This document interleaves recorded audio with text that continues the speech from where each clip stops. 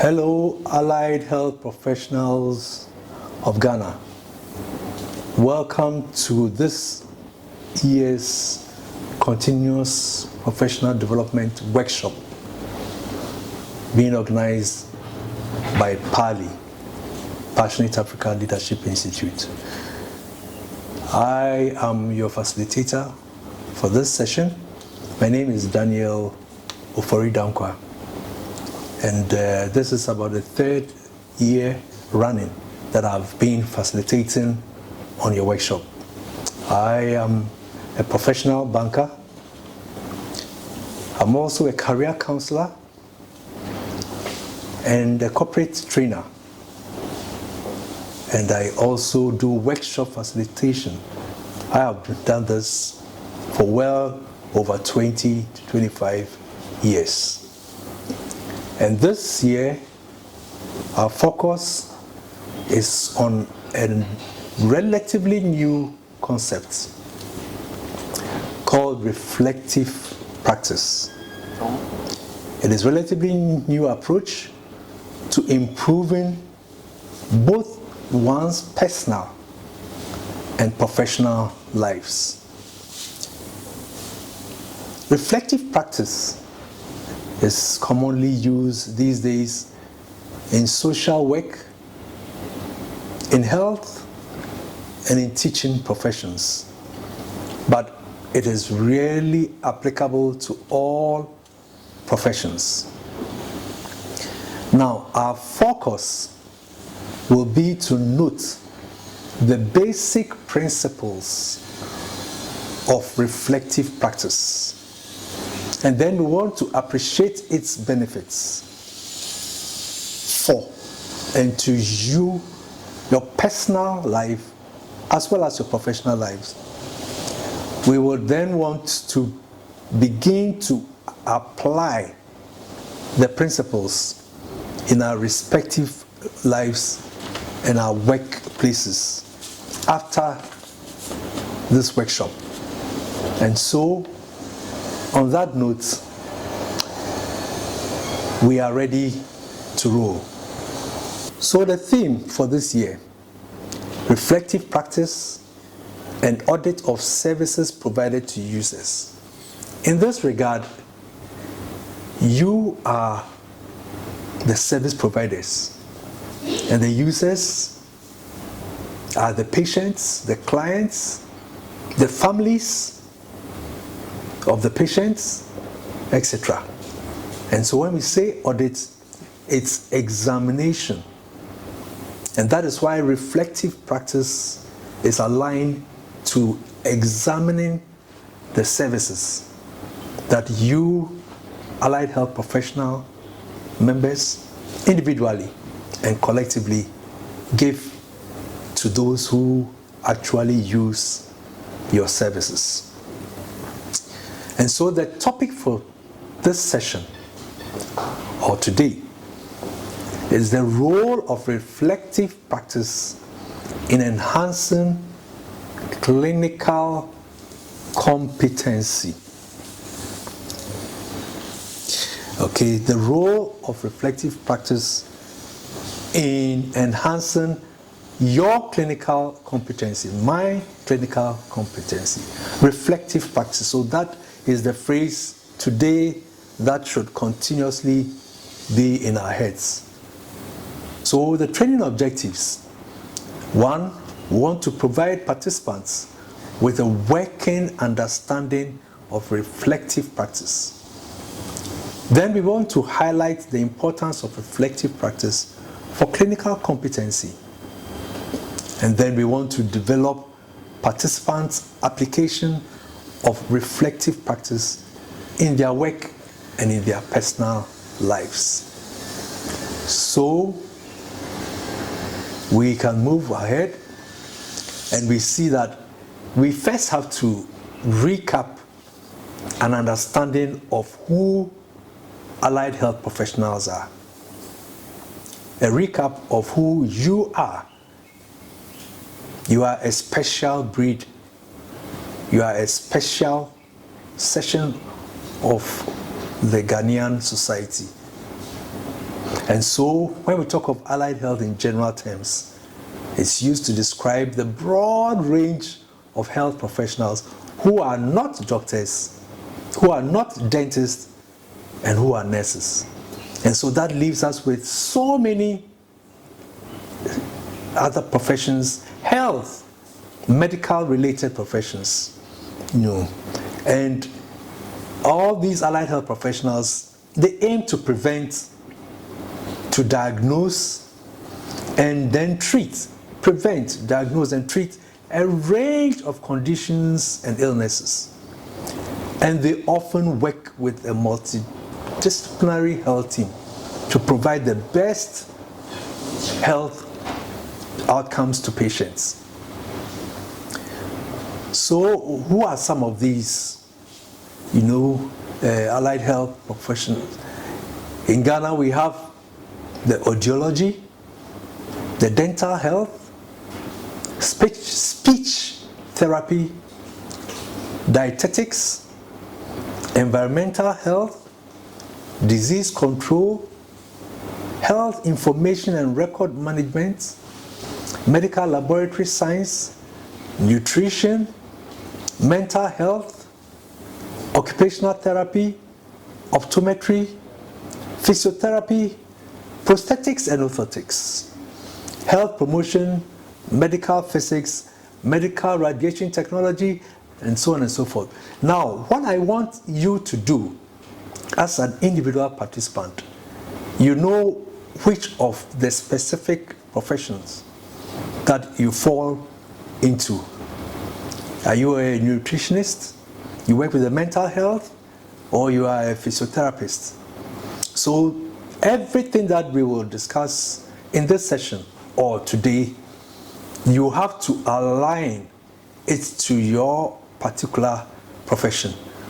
Put yourself continuously in the work that you do so that the cases, the examples, and so on and so forth would be reflective of exactly what you do, what you have studied for, and your profession.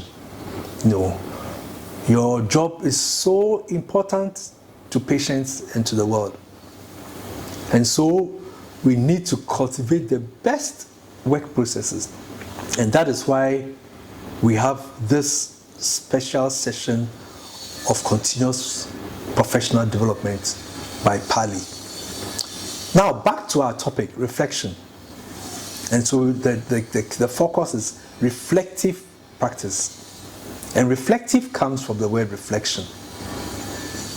And so reflection generally is learning from your experiences for a better future.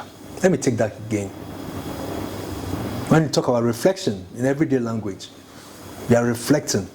And this is now, we are going to highlight it as not just as we do every day, but as a structured approach, which is scientifically conditioned to help you improve on your work performance and on your life. So reflection is all about learning from your experiences for a better future. Okay, so now on that note, let us set the ball rolling. So what is reflective practice? As a critical component of continuing professional development for allied health professionals. It involves a process of observations of what? Self, of others, and of situations. Then after the observations, we come to evaluation. You observe, you evaluate what you've observed, and then the reason for the evaluation is for improvement.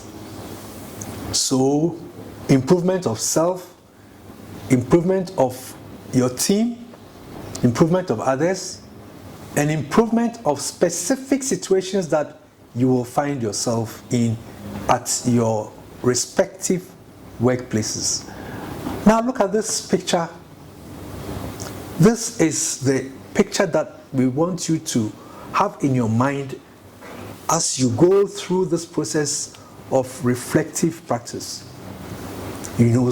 Sitting quietly and the whole world before you, and seeing how best you can think about yourself, think about what you do, think about what others do, think about situations that you have faced, think about situations that you could face, etc.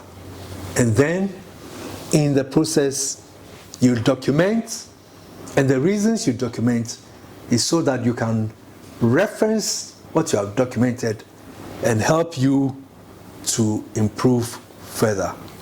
Now, by reflecting on your experiences, you allied health professionals, you can gain insight into your own practice, the things you do on a daily basis, the knowledge that you have.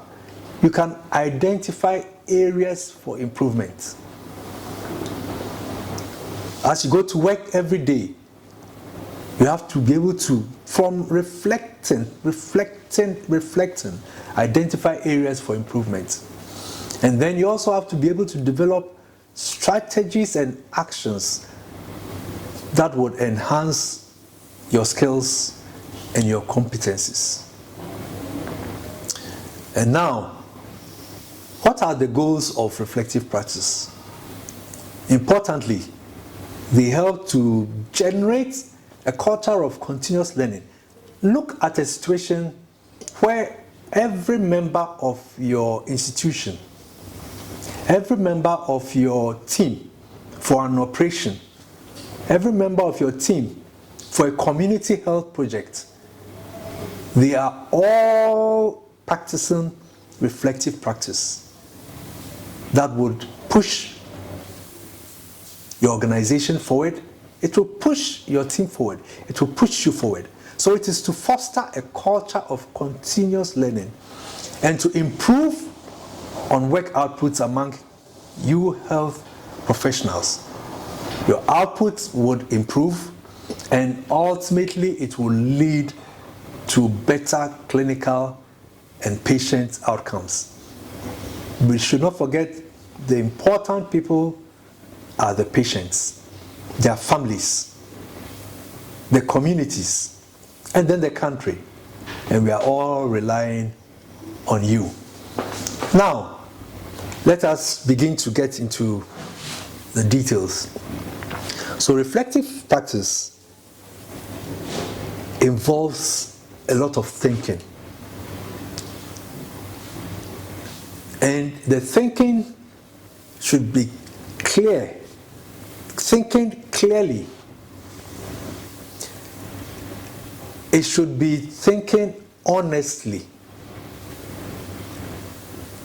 You don't do reflective practice as an end, but it's a process. So you should be sincere and honest in the thinking. Again, you should think deeply. It requires you to think deeply. And then it requires you to think critically about any aspect of your professional work. And so we will be pausing soon so that you begin to start the practical process of reflective practice. And we are saying critically it involves thinking clearly, honestly, deeply, and critically.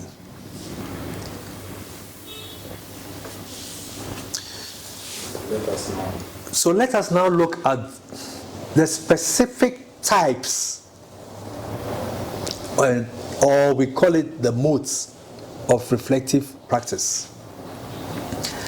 Now, reflective practice is not taken just to revisit the past.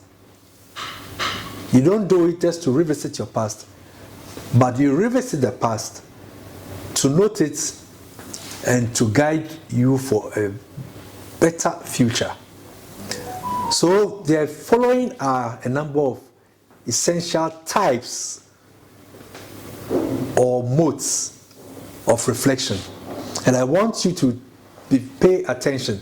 This is very, very, very critical. So the first one is reflection in action. And what do we mean by reflection in action? So it's taking note of your thinking and actions as they are occurring at your workplace. So it is reflection in action because you take note of your thinking and actions as they are occurring and make immediate adjustments as events unfold. Let us take an example. So asking yourselves, what is currently happening as you are working? As you are dealing with the patient, what is currently happening? Ask yourself, are things going on as expected? If not, take notes. How am I feeling? Is there anything that I should be doing differently to improve what I'm doing? So this is what we call reflection in action. Reflection in action. Then we have reflection on action. And that is looking back.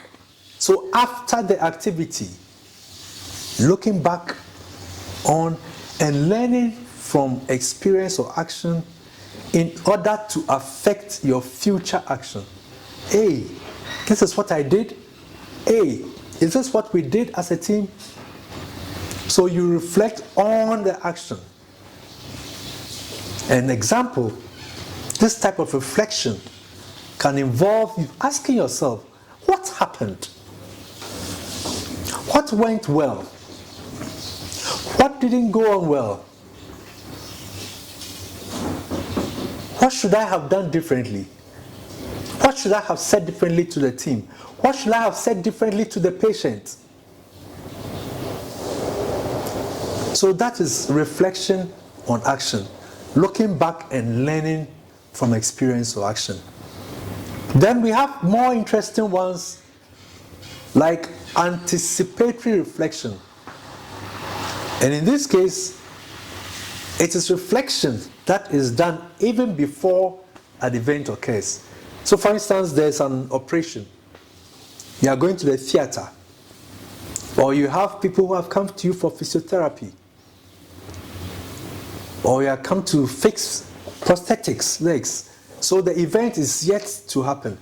So you reflect, hey, and note, these are the things that would happen, that could happen, that should happen, and you document. So for example, this type of reflection can involve asking yourself, what might happen? What challenges am I likely to face? How should I respond if this or that happens? What can I do to prepare myself if this should happen? So you reflect before the event occurs. And that is our third one. Then we have reflection for action. So this one is more of action-oriented. You reflect purposely to activate. Not if, but you reflect to take action. So this involves analyzing the various works that you are doing, the practices, with the purpose of taking action to change. Now, this type of reflection is proactive. So it gets you even going ahead, and it's often called closing the gap reflection. And it focuses on closing the gap between what is and what might be, and prepares you for purposeful action. So it's noted, and when it comes, you already have the action that you want to take.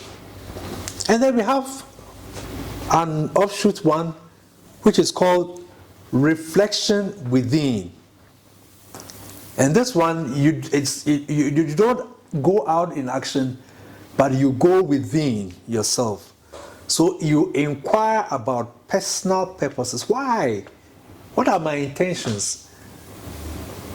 As I'm treating this patient, as I'm dealing with this patient, as I'm going to speak with this patient's family, what are my intentions?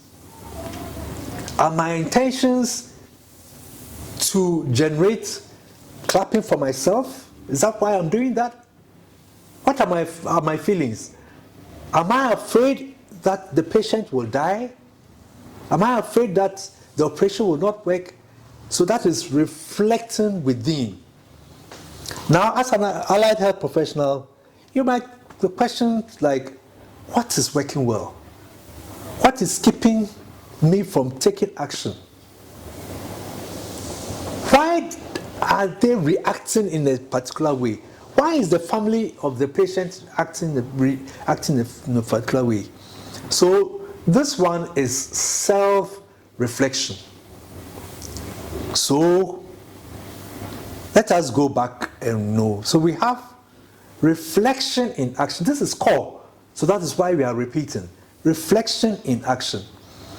Then you reflect on action. Then you anticipatory reflection. Then reflection for action, that is purpose-driven reflection. And then internal reflection. What if? Why did I? What was my feeling? What was my intention? So these are the 5. Now, these 5 modes or types of reflection. Let's listen very carefully. Let's pay attention. This is the core area before we go into, the various types of reflective practices. Now, these 5 should always be looked at from different lenses, eyeglasses, from different perspectives.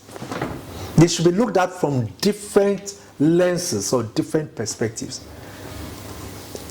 So each of the modes or type that we've talked about, reflection on, reflection within, etc.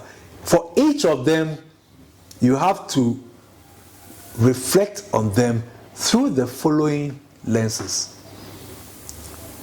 First of all, from myself, and that is what is called autobiographical lens. Seeing all the reflections about yourself. What did I? What didn't I? And so on and so forth. Then the next one is the patient. Seeing it from the patient, not from your side, but what does the patient think? What did the patient do? What will the patient reflect? And the patient's family. That is critical. Then another lens is my colleagues. What will my team members, what will they do? What have they done? What are my colleagues thinking? What should my colleagues have done? It's no longer yourself, but from the lens of your colleague. Then the Allied Health Council, my regulators, and my institution, my hospital. What if I take this action? How will it impact on all physiotherapists in Ghana? On all, pediatrics in Ghana, and so on and so forth. And what would the impact on my organization? And then finally, the theoretical lens from your standards, your literature, your book knowledge. So all the modes and type, the 5, each of them should be looked at through these lenses, various lenses: self, patient, your colleague, your team, your regulators, your institution, and the theoretical lens. So now, let us pause for our first assignment, practice assignment. At this point, I want you to relax, and based on what you have so far gathered. And you can always go back and reflect and then come back. But the first practice assignment, wherever you are, just, we want you to recall from your professional practices and workplace experiences throughout the whole of 2023. Recall and note down, state 2 instances or situations at work or clinical cases that you were involved in where any of the above discussed modes of reflection were used by you or could have been used by you on hindsight. And then one of your instances that you select, we said take 2 instances. One of your 2 instances or one of your 2 situations or one of your 2 cases should be a positive one and the other a challenging one. Okay, so take 1 minute.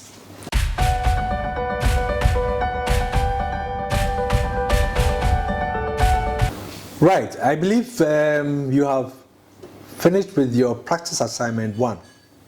What we said was that you recall from your professional practice and workplace experiences throughout 2023 and state 2 instances or situations or cases. Note them down because you're going to develop reflective practice on them. So it is important that you note them down. 2 cases that you were involved or you could have been involved where the above discussed modes of reflection or types of reflection were used or could have been used. And we said one of the cases should be positive and the other a challenging situation. So on the basis that we have all noted that down, let us now proceed deeper into the practice of reflection. So now, pick your piece of paper again. And this is a checklist. We are now talking about attributes of reflective practitioners. The question we are asking is that we are going to mention some attributes of those who are reflective practitioners. And then ask yourself sincerely, a checklist, do a checklist. So yes, no, yes, no. At the end, you collectively see how many of the attributes that you have. If you have a greater number of attributes, then it means that you're already ready for reflective practice. Or you're already doing reflective practice. But you didn't know it was called reflective practice. So let us look at these attributes. No. And be very sincere. This is not an exam. Each one of us has to just look within us. Are you an open-minded and responsible person? Are you open-minded? If yes, you take. Are you responsible? If no, you take no. And when you take no, it means that you are opening up that from now onwards, because I want to do reflective practice, I'm going to be open-minded. I'm going to be responsible. That is how it is. If you're already, fantastic. If not, sincerely note down these are the attributes that prepare you for continuous and successful use of reflective practice. Do you reflect on and learn from experience, or you don't care? Do you engage in ongoing inquiry, asking, or at the end of the day, you just go home, that's the end. The following day, you start afresh. End of the day, you go home. Or do you go home and ask yourself, what I did not do? Do you note down? Do you have a diary a daily life that you record? Do you engage? Do you ask your colleagues? Do you ask your superior? Do you ask your subordinates at work? Do you have an engaging, ongoing inquiry? If yes, if no. And as we said, this is your personal checklist, so it should be done sincerely. Do you constantly ask for feedback from everybody? The cleaner at the workplace, you can ask for feedback. Your colleagues, do you ask for feedback? The family of the patients who are lying in bed and the family that are sitting outside, do you go to them and ask feedback? How are you feeling?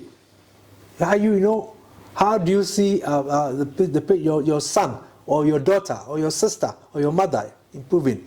Do you constantly? These are the attributes of reflective practitioners, and we want at the end of this section that all of us will become reflective practitioners. Are you open to alternative perspectives, or it's only what you think it should be? When somebody suggests an alternative, do you say, let's think about it? Particularly if it's a junior worker or a junior member of the team. Are you open to alternative perspective? These are the attributes. Do you assume responsibility for your own learning, or you say that this one we were not taught? That's what people say. This one we were not taught. This one is not part of physiotherapy. Do you assume responsibility for your own learning? Do you take action to align with new knowledge and understanding? Do you want to find out what new things are happening in your area of profession? Are you going onto the internet to find out new things and then seeking to align what you do the next day with it? Do you observe the processes of thinking? Do you observe yourself as you are working? Do you observe others? These are the attributes. Are you committed to continuous improvement in your practice? These are the questions we ask. Do you strive to align your behavior with core values, core personal values, core values of your institution, core values of your team? Now, so take your time. You can go back, go forward, and look at all these attributes that we have mentioned and note them down, and ask yourself. And as we said, do it sincerely. And if you don't, then today is the day for the beginning of new attitudes, new attributes, new soft skills, new thinking that would make you a reflective practitioner. Are you through with that? If you are through and you've taken notes, then declare yourself as a reflective practitioner about to start, or are you a reflective practitioner already in motion, or you are a potential reflective practitioner. But take note of these, and even after this session, go back and think through it and acquire these attributes to make you a good reflective practitioner. Now, let's move to the practice assignment 2. So checklist yourself sincerely on the above, or the attributes that we have just discussed of a reflective practitioner. Checklist yourself. Checklist it. Now, at the end, sincerely decide if you currently qualify as a reflective practitioner. Do not tell me. Do not tell anyone. This is a very serious session. So tell yourself, oh yes, I do. Because I take yes, yes for most of them. All of them. None of them.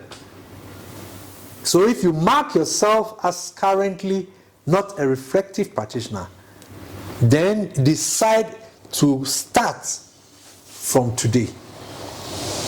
But if you do, then hallelujah, then it means you are now ready for us to dive into the deeper waters of reflective practice. So 30 seconds, look at this. If you want to go back to the previous slides, see the various attributes and checklist yourself, and then decide where you fall.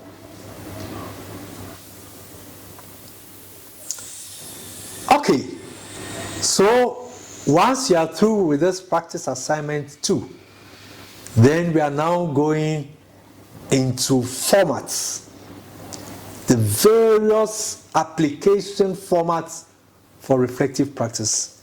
And therefore, this is the core thing for this session. And so, if we are ready, let us go. Now, let us be very, very, very, very take note of this, that there are numerous, I dare say many, because it's an evolving area, reflective practice.